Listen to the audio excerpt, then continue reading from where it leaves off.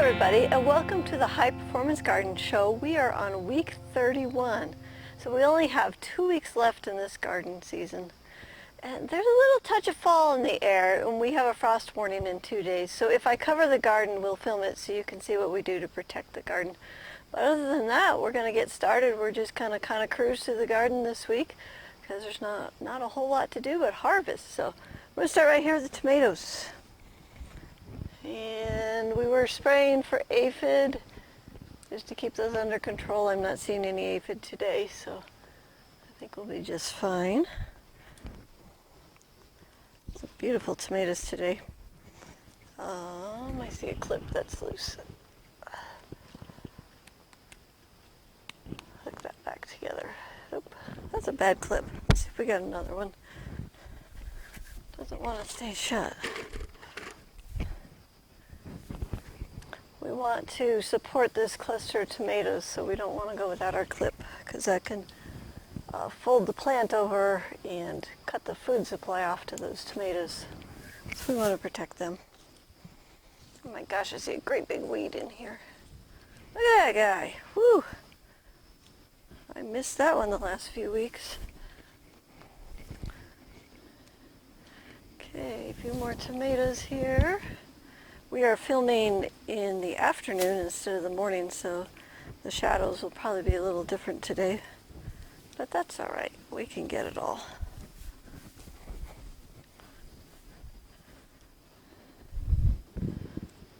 Okay. Well, some nice little tomatoes today.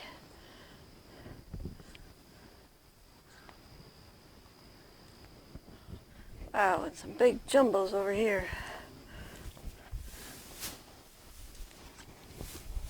If you got extra tomatoes, just go ahead and trim the top off just like you were going to eat it, and you can throw it in a freezer bag, and then you can have the tomatoes in the middle of the winter. Not as like slicers, but you can throw them in soups and stews and stuff, so you don't have to worry about wasting your tomatoes. Okay, that's heavy. Little guy down here. I still see those little red lettuces down at the bottom from our firecracker pot. Okay. All right, here's our tomato crop for the day. That's pretty darn good. And we'll move on to the turnips. And there's some really nice turnips in here today. So I'm going to get a few extra today so we can share these. Get enough for us and then give some away. It's always fun to do. Then I get to talk about the garden. These are getting pretty big, but that's the size we like them. Okay, there's enough for us. And some to share.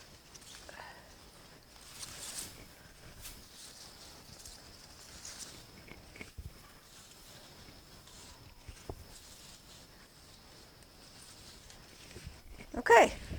There's our turnips for the day. As I was picking, didn't see any bugs in here at all. Quite frankly, they're doing quite well. So turnips are done. We're going to move on down to cucumbers. The garden is super easy this time of year. There's not a whole lot to do but harvest, which is nice. This cucumber plant's growing clear to the other side right now. Oh, there's one. Holy moly.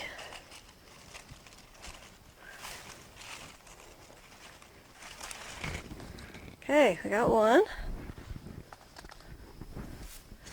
Let's see another one back here.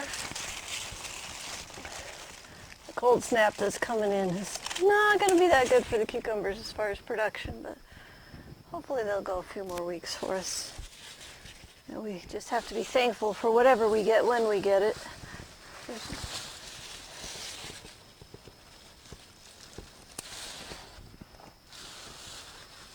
Nice one's growing today.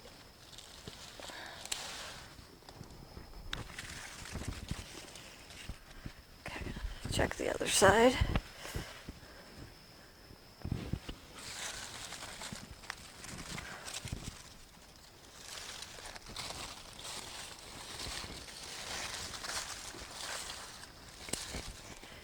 Here's one that kind of aborted its process down in through here. So this is never going to regrow. I can tell that this is mature up here and it's starting to yellow, so that tells me it's got to come off. So once in a while you get one that's not perfect, but you want to go ahead and take those off the plant anyways. If there's anything else, there's a little guy in there. Starting to get just a little yellow. Growing tips are looking good.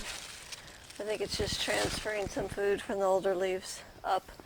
And it'll also fuss a little bit as the cold water drips on it sometimes. But anyways, we got some nice cucumbers. There you go. Should be good this week. And we're going to move on down to the zucchinis. They also will fuss as the cold weather comes in, but like I say, we'll get what we can when we can. That's why we finish the garden within 4 weeks of our frost date, because usually it just gets to be a struggle. Well, the cold weather plants could go a little bit longer, but okay. And we have not seen a squash bug in a really long time, which pleases me to no end, because then I don't carry them through the winter and into the next season. Okay, let's see if there's any big ones back here. This is where they, oh yeah, this is where they've been hiding out.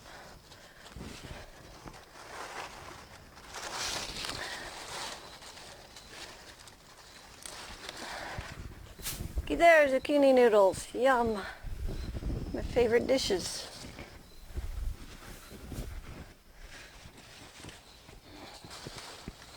There's butternut squash back here because the other plant's been growing down the walkway. I don't see any zucchini on this one today. Oh yeah, the butternut plant's starting to grow up into the carrots. That's okay.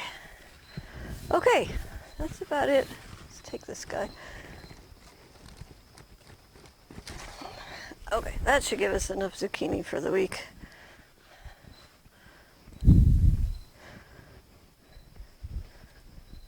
Got 1, 2, 3, got 4 today. Okay, there's our zucchini crop. Next we're going to move on down to the broccoli. Okay, here we are in the broccoli, and this stuff is amazing. It just keeps kicking out and kicking out. Lots of these beautiful little florets. So we're just going to get us a nice harvest here. We've had broccoli all season, enough to make a meal each week, which is really nice. Okay, here's our broccoli for the week. See, that made it probably 2 meals. That's awesome. We're still doing the BT. The little yellow butterflies are still flying, and we haven't had enough frost to wipe them out. So don't stop. Continue with the BT. You could also use the Captain Jack's, what is that called?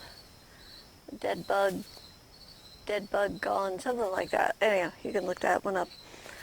It'll also help with the little caterpillars. So there's our broccoli. And next is kale. The kale is very happy. It likes the cooler weather. Checking it for aphids this time of year. The broccoli too, we got to watch it for aphids. But I'm not seeing any, which is really nice. So we're just going to go ahead and get our harvest. If you do see some, take care of them right away. That way you don't have to worry about it spreading. Alright, here's our kale for the week. That's just perfect. I've actually started eating it for breakfast too, so like that kale. It's good stuff. Alright, next is our Joy Choy. It's looking really good. You gotta watch it for aphids too in the fall. They like to collect on the back sides of the veins back in here. So just keep your eye out. Use the Safer Soap with the pyrethrum in it. Seems to work really well. I'm not seeing anything today, so we get to just harvest. Isn't that fun? This garden's pretty fun, isn't it? Super easy. And it's saving us a lot of money. So all good things.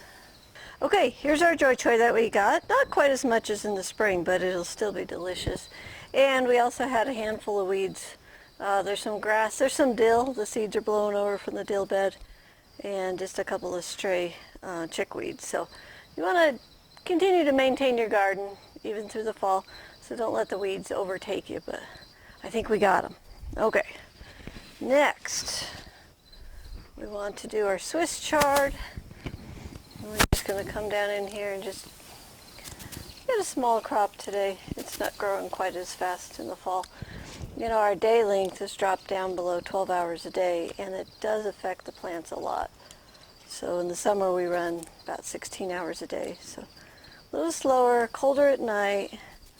It's not going to get quite as much growth. But what it makes is delicious, so we're going to pick it. Okay, here's our Swiss chard for the week. That's enough to make a couple meals, so that'll be tasty. And then we want to look at our squash. I'm not quite ready to harvest these yet. I'm just going to hang on to them, let them go ahead and mature on the plants. They're getting really close. But I did notice a zucchini down here. Remember, we got that stray zucchini plant. And it does have a fruit on it today.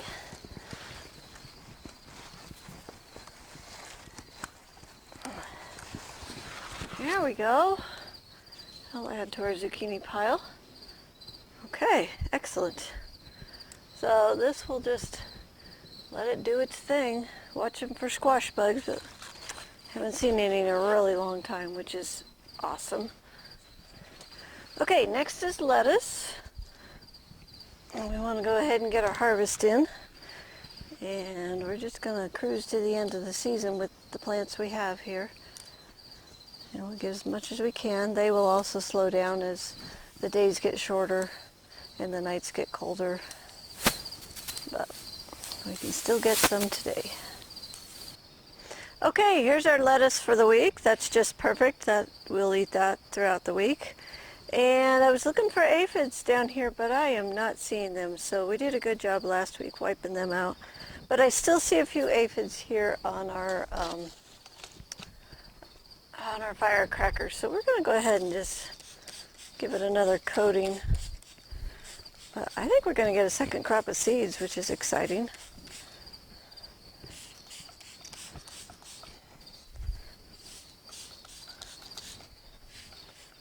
Okay, there we go. Carrots, I don't need any this week, so we'll hold off on them. So we're going to go ahead and take a look at our harvest. Okay, here's our harvest for the week. So the kale, we had 0.52 pounds. The Swiss chard, we had 0.27 pounds. The broccoli, we had 0.6 pounds. The zucchini, there was 5.45 pounds. The lettuce, there was 0.75 pounds. Got to get that extra little bit in there, right? Cucumbers, 4.47 pounds, and the Joy Choy, there was 0.4 pounds. On the tomatoes, there was 5.7 pounds. The turnips, there was 1.5 pounds. And the turnip greens, there was 0.57 pounds. So our total this week was $66.51, and that's really good this time of year. And our year-to-date total is $2,581.11. And our goal to reach our $2,990, we have $408.89 to go, and we got 2 weeks to do that in, so it'll be pretty close. We'll see if we make it. The last week we'll have a little bit extra coming out though. The garden gives us so much more than just great food. The 31st gift my garden gives me is security.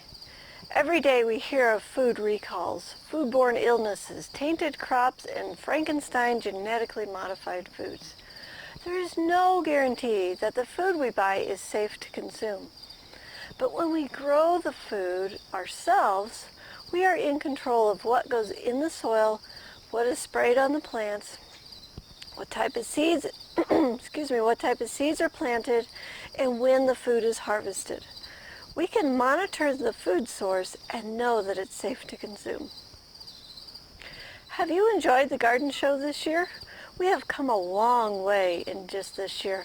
And as the garden comes to a close, I'm excited to begin planning next year's garden show. So would you like to help us to continue in the educational outreach program? We are not selling any advertising or doing any fundraising, and I would like to keep it that way. Instead, I would like to invite our extended farm family to join us in the ultimate win-win situation, our 2016 holiday sale. So you can start shopping the holiday catalog at thelivingfarm.org holiday-catalog. There are so many handmade farm products to choose from. Also, we have plenty of online gardening courses to choose from too. So here's a peek at some of the products you can find in our holiday sale that we are making especially for you. Now, last week we showed you the amazing backside warmers for your camping chairs, your car seat, or your office chair. This week we're going to show you our pet line. Wool is such a great natural insulative product that makes great dog and cat beds. Dogs have noses that are 40 times more sensitive than ours, and any bed made from synthetic materials will be off-gassing. I believe that the dogs can smell this, and off-gassing is not healthy for us or the pets. Okay. My dog loves her bed, and I think it's because it smells like nature and not synthetics, and the wool will reflect back her heat. It is like sleeping on an electric blanket that's turned to low. That would be nice and cozy, wouldn't it? My dog is old and a bit arthritic, and the warmth helps her joints. Okay, so this is one of our dog beds that we make. This is a medium-sized dog bed. So on the inside is the pillow with the wool fluff in it. And then we put this is a light denim fabric, all cotton, everything's cotton or wool, cover that goes on the outside. So instead of having to wash the whole bed, you can just take the cover off and wash it. The whole bed is washable. This is our patented felted woolly down fluff balls in here. So you can wash it on cold and delicate if you need to wash the bed, but most of the time you just need to wash the cover. So we make these in small, medium, and large. This is our medium. So when you go on the website, you can see what size would be perfect for your dog. Okay. The other thing I want to show you is the cat caves. The cats go nuts over any wool product, and any cat owner knows that cats seek warm places. This comes from the heat receptors that are in their face. Kittens use those heat receptors to locate their mother's teats so that they can nurse before their eyes are open. And as a cat gets older, they will continue to seek out the warm places. So wool is one of the most insulated materials. It reflects back the heat that the cat produces. Our cats, they love the cat caves. And in the winter I use them as a cave with it open like this. And then in the summer, I can actually collapse this down and it makes a bowl. And then the cats, they like to sleep in the bowl. So you can use these either way. These are 100% wool. We make these in the felting room. They're all felted. So if you have a cat, this is the ultimate sleeping place for your cat.